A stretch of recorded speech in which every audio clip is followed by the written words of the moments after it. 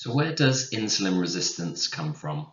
Dr. Bickman suggests there are three primary causes for insulin resistance, and they would be stress, inflammation, and hyperinsulinemia.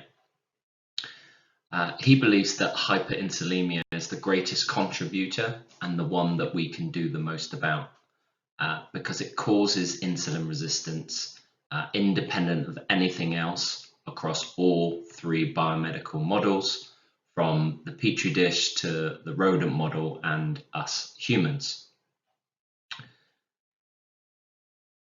So in this scenario, too much insulin makes the body increasingly less sensitive.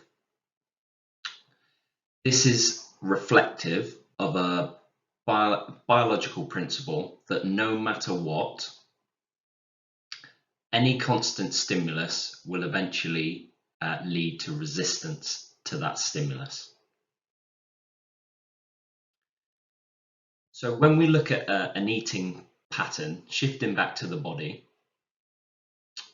this is probably a more uncommon scenario these days. Someone who is eating 3 times through the day, at breakfast, at lunch and dinner, we see these rises in insulin and then a fall back to normal levels. When we have this scenario, which is probably more common when we have snacking periods in between main meals, we see that insulin is on a constant rise throughout the day and fall. And when we compare that, this is an insulin sensitive person that can deal with these peaks of insulin. But for someone who is insulin resistant,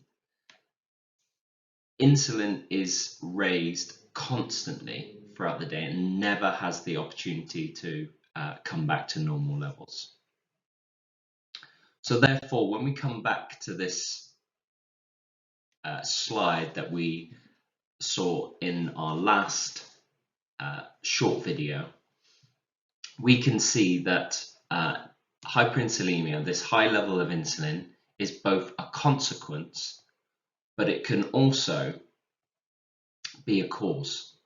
And then therefore we have this vicious cycle that's accelerating the problem until the person can change their habits.